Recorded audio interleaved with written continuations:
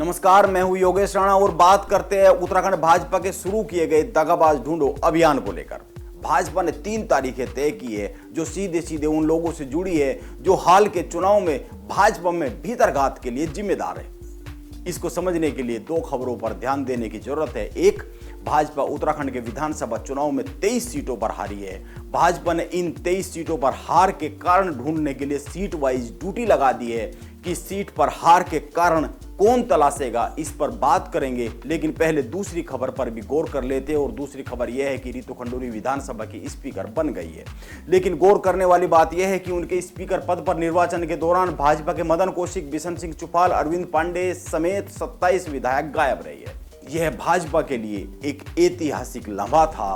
पहली बार उत्तराखंड विधानसभा की अध्यक्ष कोई महिला बनी है और वहां पर भाजपा के कई सारे सीनियर विधायक मौजूद नहीं रहे।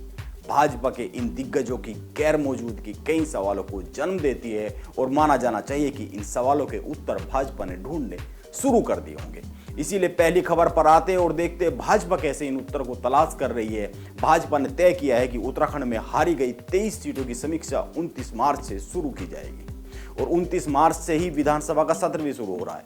1 अप्रैल तक जांच के लिए नियुक्त सभी पदाधिकारियों को रिपोर्ट सौंप देनी है, क्योंकि 4 अप्रैल को भाजपा के राष्ट्रीय महामंत्री संगठन बीएल संतोष देहरादून में भाजपा के दफ्तर में एक बैठक लेंगे, जिसमें इन रिपोर्ट पर ये जो रिपोर्ट आने वाली है सारी इन रिपोर्ट के आधार पर ही बात होनी है। यानी ये 3 तारीखें उत्तराखंड भाजपा और भाजपाइयों के लिए बहुत ही महत्वपूर्ण है। भाजपा संगठन से जुड़े लोगों का कहना है कि अब भीतरघात करने वालों से बहुत ही जल्द निपट दिया जाएगा, सख्ती से निपटा जाएगा। इसमें कोई लापरवाही करने की स्थिति में भाजपा का केंद्रीय नेतृत्व वैसे भी है नहीं, क्योंकि भीतरघात का आरोप जिन सीटों पर लगा था उनमें पुष्कर सिंह धामी की खटीमा सीट भी रही है।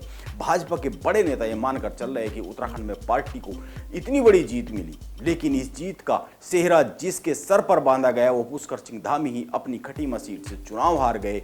यह कैसे हो सकता है? और वो भी 6,500 से ज्यादा वोट से हार गए। गौर करने की बात यह है कि 6 माह के भीतर ही पुष्कर सिंह धामी को उपचुनाव लड़ना है, क्योंकि वो अभी विधानसभा के मेंबर नहीं है। इसीलिए सवाल यह उठ रहा है कि जो उनको खटीमा में हराने का काम कर सकते हैं वो उपचुनाव में हराने का काम भी कर सकते हैं। इसीलिए भाजपा का केंद्रीय नेतृत्व चाहता है कि समय रहते भीतरघात करने वालों को रास्ते पर लाया जाए, ताकि किसी बड़े संकट का एक बार फिर से सामना करने की नौबत न आए।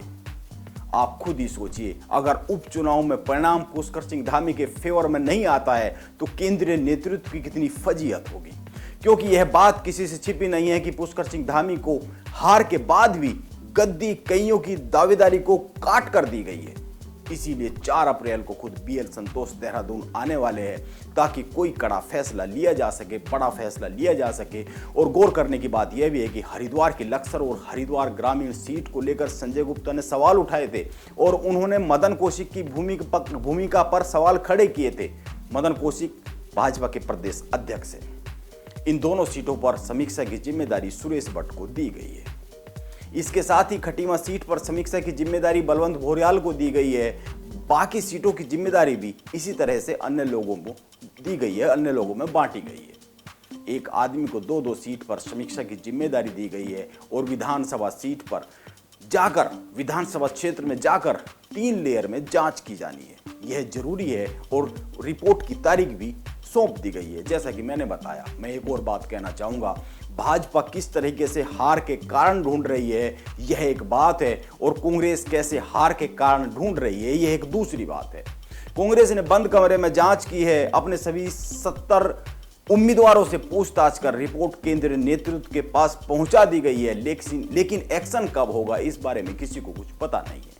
लेकिन भाजपा ने सब कुछ तय कर दिया है, तारीखें तय कर दी है, जांच भी ओपन हो रही है, विधानसभा क्षेत्र में सामूहिक बैठकें होने वाली है और 4 अप्रैल के बाद एक्शन भी तय हो जाएगा। यह दोनों पार्टियों में एक अंतर है। भाजपा जीत कर भी हार के कारण ढूंढती है और कांग्रेस हार कर भी हार के कारण ढूंढने में दिलचस्पी नहीं रखती है। और हरीश रावत पीड़ा के साथ शिकायत करते हैं कि हार के लिए सब मुझे ही दोषी क्यों ठहरा रहे हैं। यह दोनों पार्टियों की राजनीति और चुनाव लड़ने के तौर तरीकों में एक अंतर है और इस अंतर को समझने वाली बात है। नमस्कार, आप बने रहे मेरे साथ।